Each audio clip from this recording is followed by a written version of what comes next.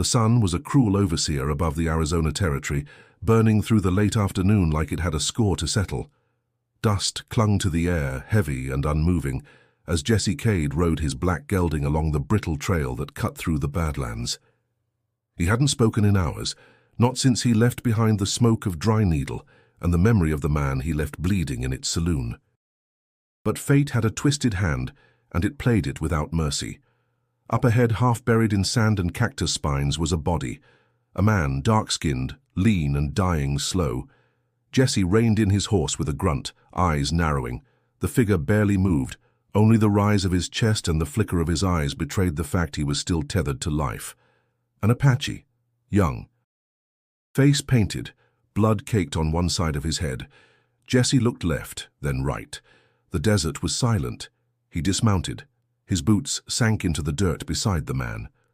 The Apache stared up at him, not begging, not pleading, just watching. Their eyes locked. Something old and broken stirred in Jesse's chest, but he fought it down. This wasn't his fight. This wasn't his cause. And water was scarce. He reached for his canteen anyway. The metal was hot in his hand as he uncorked it. He knelt and held it out, cautious but deliberate. The Apache blinked once, then twice. Slowly, he accepted the gesture. His cracked lips drank only a little, like he knew the value of it. Jesse waited silent. When the man finished, Jesse took the canteen back. The Apache looked at him one last time, then laid his head down in the sand. His breath grew faint, his chest slower. Jesse stood, unsure if what he'd done meant anything, but deep down, he felt it did. The kind of thing a man couldn't undo. He got back on his horse and rode on. If tales of the Old West stir your soul, don't forget to subscribe and ride with us every week. By nightfall, Jesse reached White Ash Creek, a mining town with no gold left in the ground, where whiskey outnumbered good men 10-1. He tied his horse outside the saloon and walked in, boots thudding over warped floorboards. The piano stopped, faces turned, but no one spoke. They knew his kind, they smelled it. He paid for a room upstairs with silver he didn't earn, nodded once to the bartender, and climbed the creaking steps. That night, as the wind whistled through the cracks in the walls, Jesse Cade sat on the edge of his bed, staring at the dark. He had shared water with a dying Apache. He didn't know it yet, but the desert wasn't done with him. And neither were the 3 women who would come to his door before morning. Jesse woke before dawn, instinct sharpened like a blade. The wind had changed. It wasn't the kind that cooled the desert's anger. It carried something older, like a memory that refused to die. He dressed, strapped his Colt to his hip, and headed downstairs. White Ash Creek looked different by morning light. The haze of whiskey and piano keys had lifted, revealing a town held together by prayer and rotting timber. The mine had dried up 2 summers ago, but the people hadn't. They lingered like shadows, scraping life from dust and bitterness. He passed a preacher sweeping the church steps with one hand and clutching a bottle in the other. Across the street, a boy carved figures into wood, looking up just long enough to scowl at Jesse. Even the dogs watched him with suspicion. The saloon reopened its doors by mid-morning. Inside, Clara Duval sang low from the stage, voice husky from too many nights and too little sleep. She had a scar behind her ear and eyes that knew too much. Her red dress clung to curves carved by survival, not vanity. When Jesse walked in, she didn't miss a note, but her gaze flicked to him and lingered. He nodded. She didn't smile. At the corner table, Ruth McCready sat alone, sipping black coffee like it owed her something. She wore a revolver on her hip and a preacher's name on her tongue. Her blonde hair was tied tight, her jaw tighter. She stared holes into Jesse but said nothing. He ordered coffee and sat by the window watching the street. By noon, the heat turned sharp and whispers grew louder. "They say he gave water to an Apache," someone muttered near the bar. "Crazy if it's true. Apache don't forget kindness or enemies. He'll bring 'em down on all of us." Jesse said nothing. The coffee tasted like rust. Later, as the sun began to sink again, he noticed a strange mark scratched into the wood of his door. A circle, one clean, deliberate line inside it. He traced it with his finger, feeling the grain shift beneath the sign. No one saw who carved it. If stories like these ride close to your heart, subscribe now and follow the trail with us every week. That night, he stayed in. The desert outside moaned, wind scraping against window panes. He sat in silence, Colt across his lap, watching the door. Every creak, every whisper made his fingers twitch. They weren't just afraid of him. They were afraid of something coming. And deep in his gut, Jesse knew the dying Apache had not been alone in the desert. Not really. The knock came just past midnight. Jesse didn't flinch. He sat still, eyes on the door, hand on his Colt. The wind had quieted, but the silence left room for the things men preferred not to hear. He waited, listening. Then, another knock, softer this time. He rose. The hallway outside was empty, moonlight slicing through the cracked window at the end. No footsteps, no whisper of skirts. But when he returned to his room, a folded scrap of paper waited beneath the door. "We need to talk. I'll be waiting." See. He found Clara outside the saloon, beneath the eaves, smoking a thin cigarillo with a hand that trembled just slightly. Her eyes were hard tonight. No more stage lights or forced warmth. She didn't waste words. "You left Dry Needle fast." Jesse said nothing. She flicked ash into the dust. "Word is you gave water to a dying Apache, that true?" "Yeah." Clara studied him. "Then you'd better be careful who hears you breathe." He turned to leave, but her voice stopped him cold. "I need out of this town, before it burns." That was all she said. By the time Jesse reached the edge of town, Ruth McCready was already there. Lantern in one hand, rifle in the other. Her jaw clenched when she saw him. "You knew my brother," she said flatly. "Don't lie." "I did. He trusted you. He shouldn't have." She took a slow breath, steadying herself. "He died for nothing." "No," Jesse replied. "He died trying to do the right thing, just didn't get the chance." Ruth stared at him for a long moment. "I want answers. And I want justice." "Justice don't live here," Jesse muttered. "I'll settle for truth." He left her standing by the old well, light flickering on her face. The third woman came just before dawn. Eliza Noon was already inside his room when he returned. How, he couldn't say. She sat in the corner chair, dark cloak around her shoulders, hair in loose braids. Her gaze held no fear. "You opened a door," she said.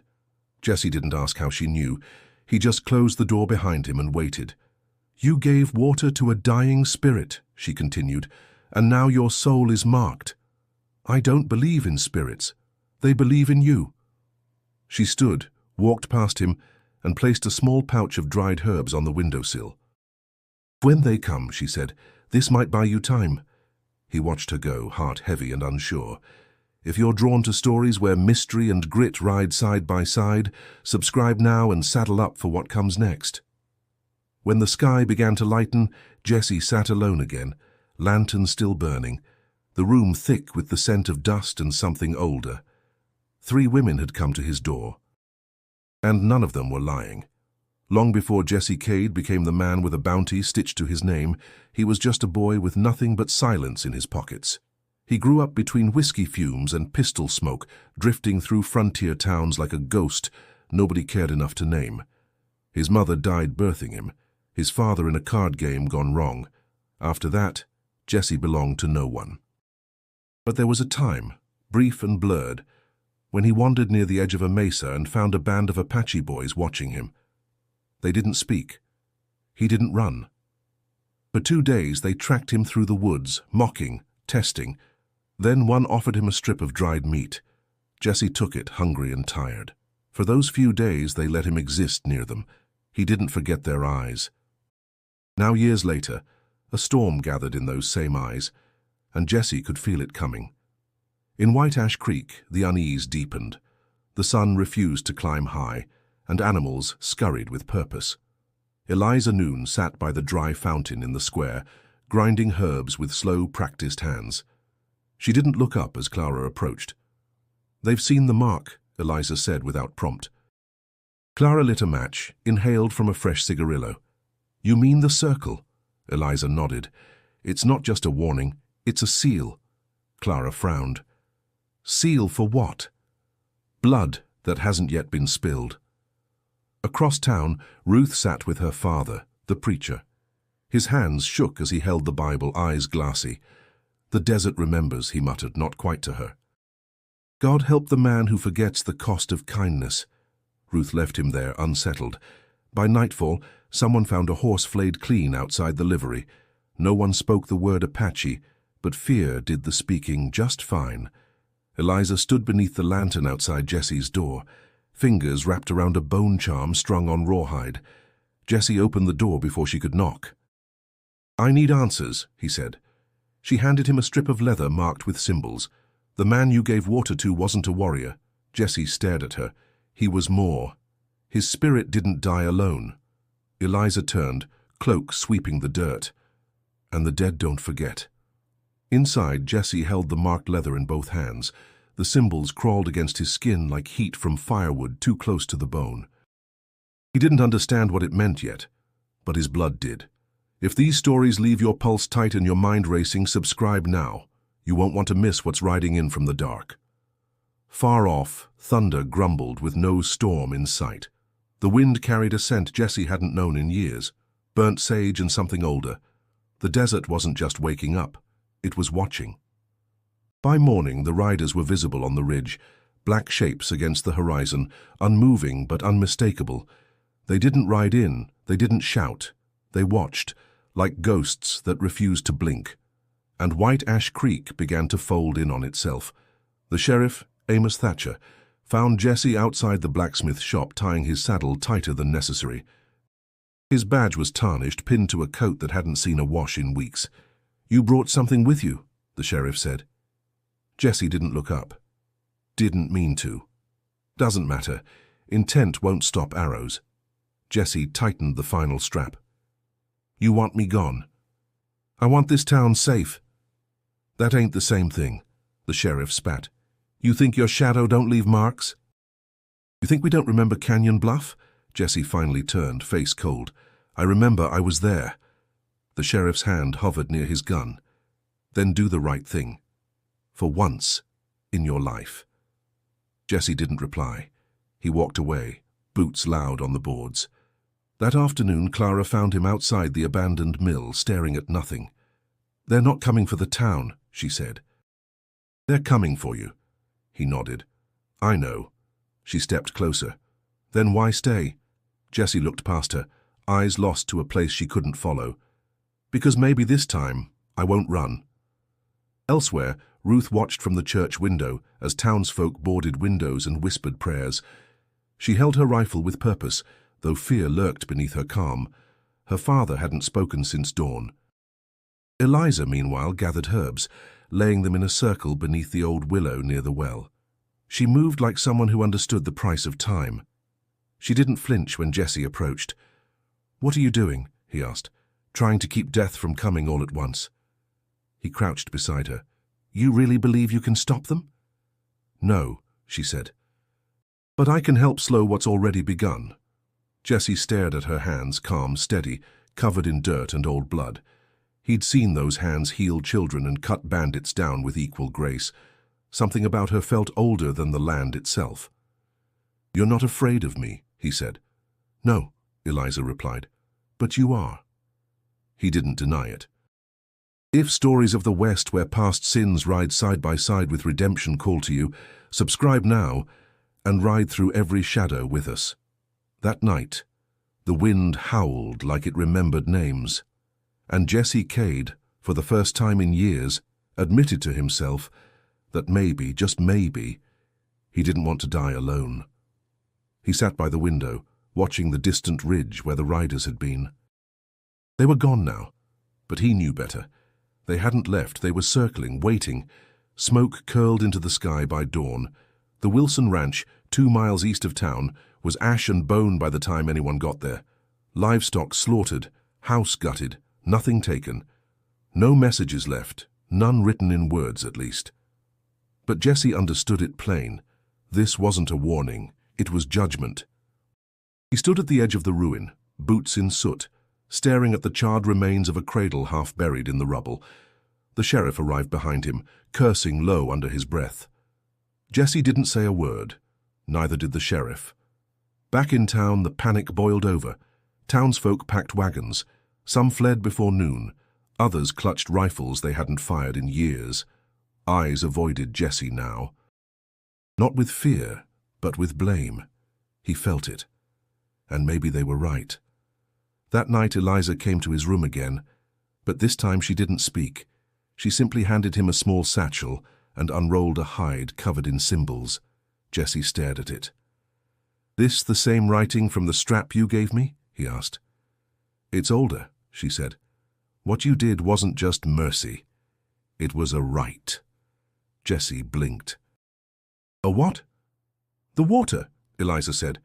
"It wasn't just water. You shared life, spirit. You gave him passage." "I didn't know." "It doesn't matter. The act bound you." "To what?" "To the consequences." Jesse dropped into the chair, the satchel still in his hand. "And those riders? They're not here to kill you. They're here to see what you'll do. And if I run?" Eliza looked at him, eyes darker than night. "Then others will bleed until balance is restored." He didn't speak for a long time. Then, "What if I stand?" "Then you'll bleed, but maybe not alone." Later, Clara joined him on the porch behind the saloon. She carried a rifle over one shoulder and wore a look that knew too much. "I was married once," she said, "to a man who thought his name could outrun the things he'd done." Jesse glanced at her. "Did it?" "No," she said, "but standing his ground earned him a better grave." The silence between them felt like understanding. That night, Ruth approached with fire in her eyes and a plan in her hands. She laid out a rough defense, counting rifles and weak spots. Jesse didn't interrupt. When she was done, she looked him square in the face. "You with us?" He nodded. "I'm with you. If redemption written in dust and fire keeps you on the trail, subscribe now. The end is never where you think it is." That night, as the wind stirred the dry grass and oil lamps flickered against old wood, Jesse Cade sat at the edge of White Ash Creek, no longer running. No longer alone. They prepared in silence, each hour heavier than the last. The town no longer asked questions. What was coming couldn't be talked away or reasoned with. It had to be met. Jesse stood with Ruth at the edge of the mill, watching the hills. "You trust me now?" he asked. "I don't have to," she said. "But I know where you'll stand when the shooting starts." Clara trained from the bell tower. She'd dismantled, cleaned, and reassembled her rifle in under a minute, twice. Jesse climbed up beside her. "You handle that like you've done worse," he said. "I hunted men once," she replied. "Then I learned it paid better to sing and be forgotten." Jesse studied her. "Why come back to it now?" "Because you're not the only one with ghosts." On the ground, Eliza burned sage, drawing patterns in the dirt with chalk and ash. Children watched her from behind barrels, uncertain if they should fear or trust her. She didn't speak to them. Her focus was elsewhere. Later, Jesse found her by the well, eyes closed, humming something low and ancient. "What do you see?" he asked. Eliza opened her eyes. "You. What does that mean?" "You were born between two worlds. You were abandoned near sacred ground, taken by men who didn't understand what they held." Jesse's heart pounded. "You're saying I'm... what? Part Apache? You carry blood that remembers." He tried to laugh, but the sound didn't come. "I never knew. Never wanted to. Doesn't matter, it knows you." They stood without speaking for a long time. Then Jesse turned and walked to the church. Ruth waited, cleaning her revolver by candlelight. "I found this," she said, handing him a medallion. "It was my brother's." Jesse stared at the silver disc, the initials carved into the back. "He wore it when he died." "You were there?" Jesse nodded. "He was trying to stop the massacre at Red Bluff. He tried to help the women and children. I followed him. We were too late." Ruth clenched her jaw. "You didn't kill him?" "No. I buried him." She took the medallion back, voice shaking. "Why didn't you tell me? Would you have believed me?" She didn't answer. Outside, the moon rose high, cold and clear. Jesse gathered weapons, checked powder, tightened his belt. This wasn't about survival anymore. This was about debt, not just to a dying warrior, but to every moment he let slip past without standing for something. If truth buried in ashes and loyalty forged in silence moves you, subscribe now. The fire isn't done burning. As midnight crept closer, Jesse Cade walked the empty street of White Ash Creek. Not hunted, not hiding. Ready. The first arrow struck the bell tower just after dawn. Clara didn't flinch. She dropped to one knee, found the shooter through the haze, and pulled the trigger. The crack echoed down the valley, followed by a scream cut short. Then silence, brief, trembling silence before the full assault began. The Apache came swift and silent, rising from the earth like they'd grown there. Horses thundered behind them, flanking fast. Ruth shouted orders, firing from behind an overturned wagon, her aim unerring. Jesse stood at the center of the street, Colt in each hand, turning the air to thunder. They were outnumbered, that was clear. But they weren't outwilled. Townsfolk fought alongside them. Old men with rusty muskets, women with boiling water, even teenagers clutching axes they barely knew how to swing. The town had nothing left to lose, and sometimes that was the deadliest thing. At the church steps, Eliza knelt inside her circle of ash and stone. Her hands moved in rhythm with the earth, her voice low, ancient, steady. Smoke rose from her bowl, swirling in shapes that didn't follow the wind. It wasn't magic, not in the way people thought, but it was power, the kind older than fire. A rider broke through the line, charging straight at Jesse. He turned too slow, until Clara's shot ripped through the man's shoulder. Jesse pivoted, dropped him with a second round, then nodded once toward the bell tower. No time for thanks. Ruth fought like she'd been born with the rifle. She stood in the open protecting a wounded boy who couldn't crawl, firing until her gun clicked dry. Jesse tossed her a fresh revolver, then turned back into the storm. They fell back to Cottonwood Ridge as the town burned behind them. There the final stand began. It wasn't strategy that held them. It was fury, memory, blood. Jesse faced the one who led the riders now, a man with paint across his chest and eyes that burned cold. No words were exchanged, just recognition. This was the brother of the one Jesse had tried to save. They circled one another, guns holstered. This fight wasn't for bullets. They came together like thunder, fists and fury. The Apache was faster, Jesse stronger, but rage made them equal. When Jesse hit the dirt bleeding from the mouth, he expected the killing blow. Instead, the man stepped back, raised his hand, and pointed at Jesse's chest. "You carry my brother's mark," he said. The voice was low, final. "If you've come this far through fire and bone, subscribe now. The dust hasn't settled yet." Behind them, the smoke curled skyward. And around them, death waited to see what came next. The silence after the fight was deeper than death. Jesse stood unsteady, sweat and blood trailing down his face. The Apache leader, taller now without rage clouding the moment, lowered his hand. Around them, both sides waited, breathing hard, unsure whether the next second would bring peace or another bullet. Jesse met his gaze. "Your brother asked for water, I gave it." "He was dying," the man replied, "but not alone." Jesse nodded. "I know that now." "He was meant to die among his people. You changed that." "I didn't mean to dishonor him." The Apache's eyes narrowed. "You didn't, but you took his death into yourself. You carry his final breath. That binds you." "I don't understand all your ways," Jesse said.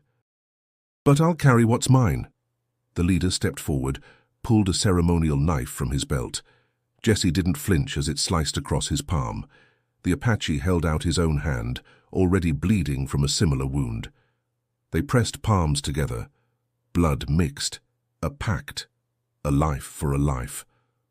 Behind them, Eliza moved toward the edge of the ridge, holding a feather dipped in ash. She began a chant, low, reverent, rising like a wind through the bones of the land. The Apache warriors bowed their heads. This wasn't surrender. It was balance. Clara limped toward Jesse, face streaked with dirt, rifle slung behind her. "That's it?" she asked, half believing. "No," Jesse said. "It's just done being war." Ruth lowered her weapon, watching as the Apache began to retreat. No words, no victory cry, only the silent withdrawal of men who had seen death and decided it wasn't the day. Jessie turned to Eliza. That chant, what did it do? It closed the circle, she said. The water, the blood, the offering, it's whole now. He looked at his hand, blood drying on his skin. It didn't hurt, not anymore. If moments like these live in your bones long after the tale ends, subscribe now. One last chapter remains, and you won't want to miss it. By dusk, Jessie walked through the quiet remains of White Ash Creek. Houses half burnt, windows shattered, but the people stood. No more riders on the ridge, no more marks on the doors. He'd offered his life. They'd accepted it, but spared it. Not mercy, respect. Clara, Ruth, and Eliza stood near the church, speaking low. When Jessie joined them, they each looked at him with different eyes, but none of them turned away. The fight was over, but the weight of what had happened would linger. Jesse Cade had given water to a dying Apache, and now his soul bore the cost and the peace that came with it. The days that followed moved slower than molasses in winter. White Ash Creek didn't rebuild, it endured. The saloon reopened first, half the roof gone, but Clara sang again, voice rougher, truer. Folks listened now, not because they were drunk, but because her songs remembered the dead. Ruth walked the town with a badge pinned just below her father's cross. The old sheriff vanished the morning after the riders left. No one asked where, no one needed to. Ruth carried the law now, and no one doubted her hand was steady enough to keep it. Eliza tended the wounded, built a garden where the gallows once stood. People called her a witch still, but now they said it with respect, maybe even gratitude. She asked for nothing in return. And Jesse Cade, he stayed. He didn't speak of leaving again. The trail no longer called his name the way it used to. He worked with his hands, helped mend fences, fixed broken doors. No one asked him to, but they let him. At night, he sat on his porch, lantern lit low, listening to the wind. It didn't carry ghosts anymore, just the hush of a land that had been heard. Understood. One evening Clara approached, holding a bottle of rye and 2 glasses. "You gonna let me in this time?" she asked. Jessie leaned back. Doors open. Later came Ruth, rifle slung, hat pulled low. She said nothing, just sat beside him. Then Eliza appeared, silent as always, placing a pouch of dried herbs near the doorframe. 3 women, 3 reasons. Jessie looked at them, not as ghosts or burdens or memories, but as pieces of a life finally whole. The desert had taken much, but it had given something back. If this story rode deep in your soul, hit that subscribe button and saddle up for the next tale. The sun dipped low behind the mesa, bleeding fire across the sky. Jessie poured a glass, passed it to Clara. Another for Ruth, one for Eliza, though she only nodded. He drank last, no one spoke, they didn't have to. And don't miss the next journey. Click on the video on your screen to keep the story going. Inside the house, the lamp flickered. The door stayed open.